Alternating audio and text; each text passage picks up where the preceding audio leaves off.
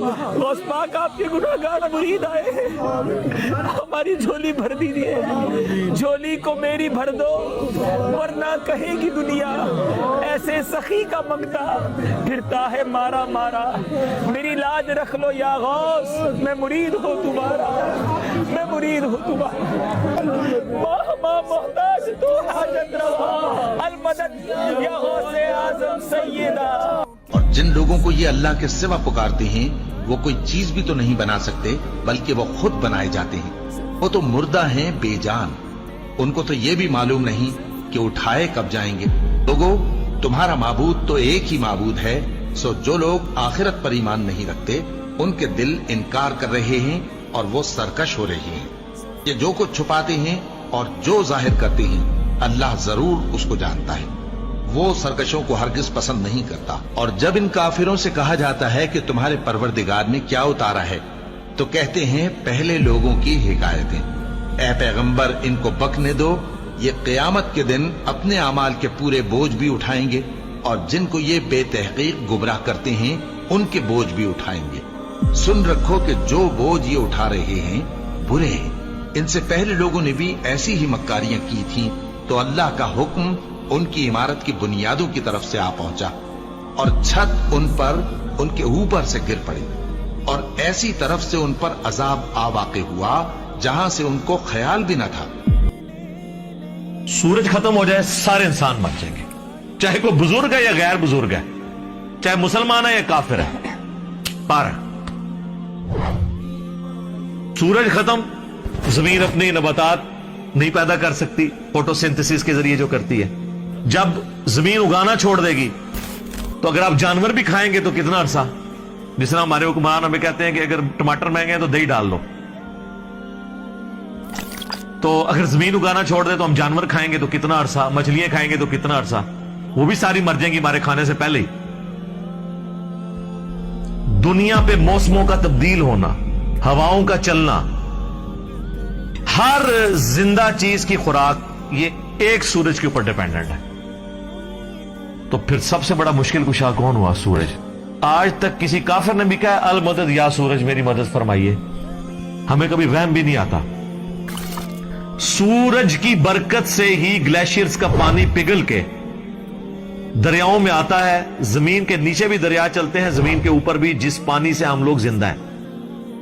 اور وہ گلیشیئرز تک پانی پہنچنا بھی سورج کی وجہ سے ہے، کیونکہ سورج ویپوریٹ کرتا ہے سمندر کے پانی کو، وہ ہواؤں اور بادلوں کی شکل میں ہم پر بارش کی شکل میں اور پہاڑوں پہ برف کی شکل میں برستی ہے۔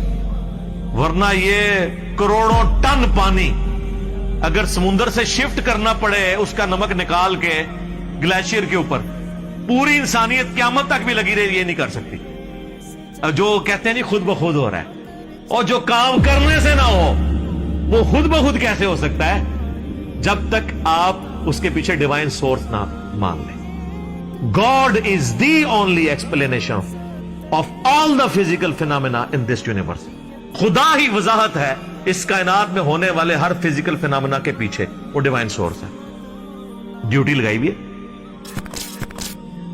15 ارب سال سے سورج چل رہا ہے، اس میں فیول کون ڈال رہا ہے؟ اسے کان سے پکڑ کے کون چلا رہا ہے؟ سورج کو خود بھی نہیں پتا کہ وہ کیا کر رہا ہوگا، لیکن سورج کو ہم کیا مشکل کشا مانتے ہیں؟ حالانکہ ساری مشکلیں ہماری وہی حل کر رہا ہے۔ ہم کہتے ہیں سبب ہے، پھر بھی نہیں پکارتے۔ اتنے بڑے سبب کو آپ پکار نہیں رہے تو بابے کدھر سے آ گئے؟ بابے تو خود آپ کے نذرانوں پہ چلتے ہیں، کھانا کھا لیں تو انہیں ٹوائلٹ کی ضرورت پڑ جاتی ہے۔ اور جو کوئی کہتا ہے نا میں سمندر، دریا یا زلزلہ روک سکتا ہوں، وہ اپنا پیشاب کو روک کے بتا دیں نہیں۔ وہ پچھلے دنوں ایک انڈیا کے وہ مولانا صاحب کی ویڈیو بھی اپلوڈ ہوئی تھی نا کہ شیخ عبد القادر جیلانی کی مجلس میں ایک وقت کے بہت بڑے ولی بیٹھے تھے، اس دوران انہیں پیشاب آ گیا اور شدت شدید تھی، تو روک لیتے نا، انہیں خود مان لیا کہ بزرگ نہیں پیشاب روک سکتے۔ وہ کہتے ہیں عبد القادر جیلانی نے اینڈ جناب چادر سٹی انہوں نے جا کے ڈگی تے، پھر کسی میدان وچ پہنچ گئے تے فارغ ہو کے واپس آئے، تو روک لیندے نا۔ اس میں الفاظ ہیں، وہ کہتے ہیں وہ بہت بڑے ولی اللہ تھے، پیشاب نہیں رکا، نہیں رک سکتا نا۔ انسان بہت کمزور ہے، کھانا نہ کھائے زندہ نہیں رہ سکتا، محتاج ہے۔ सूरतुल मायदा की आयत नंबर 72 में आया, ईसा और उनकी मां रोटी के मोहताज थे। अगर ईसा उलुल अज़म पैगंबर मोहताज हैं खाना खाने के, और उनकी मां सारे बुजुर्गों से बड़ी बुजुर्ग वलिया मरियम बिनते इमरान वो रोटी की मोहताज है, तो बापों की क्या औकात है? रोटी के मोहताज है, और रोटी खा लें तो निकालने के मोहताज, ना निकले तो फिर परेशानी। सब कुछ अल्लाह कर रहा है। तो मेरे भाई, जब ये अल्लाह कर रहा है, पुकारना अल्लाह को है। इय्याका नअबुदु व इय्याका नस्तईन। ये हमारा मेन झगड़ा है शिर्क के हवाले से। हजारों बातें एक तरफ, असल बात यह है कि असल शिर्क हुआ है इय्याका नस्तईन में। इबादत की कोई शक्ल, नमाज, रोजा, हज, ज़कात, नजर, न्याज, सब अल्लाह के लिए, सब देते भी अल्लाह के लिए। बस इसाले सवाब की नीयत करते हैं, वो छोटा मसला है। ठीक है, मैयत की तरफ से इसाले सवाब हो सकता है, लेकिन इय्याका नस्तईन में मुसलमानों की अक्सरियत शिर्क कर रही होती है। अच्छा, नमाज में नहीं करती।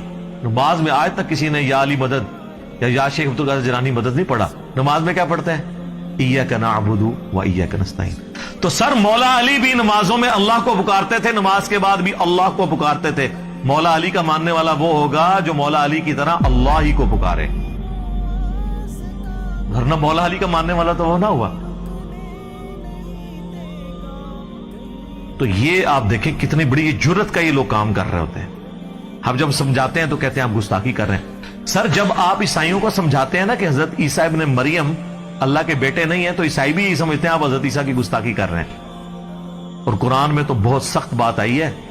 सूरह अल माइदा की आयत नंबर 17 में, लक़द कफ़र अल्लज़ीना क़ालू इन्नल्लाहा हुवल मसीह इब्नु मरियम। बेशक वो लोग कुफ्र कर रहे हैं जो ये कह रहे हैं कि ईसा इब्न मरियम ही अल्लाह हैं। उसके बाद कितने सख्त अल्फाज हैं। कुल, ऐ नबी तुम फरमाओ, फमन यमलिकु मिनल्लाहि शैआ, अल्लाह का कोई क्या बिगाड़ लेगा। इन अरादा अन युहलिकल मसीह इब्न मरियम व उम्महु व मन फिल अर्दि जमीआ, कि अगर अल्लाह इरादा करे कि ईसा इब्न मरियम और उनकी मां को और सारी मखलूक को हलाक कर दे, अल्लाह का कोई क्या बिगाड़ सकता है? अच्छा, शिर्क किया ईसाइयों ने, मिसाल दे दी ईसा इब्न मरियम की तौहीद के लिए।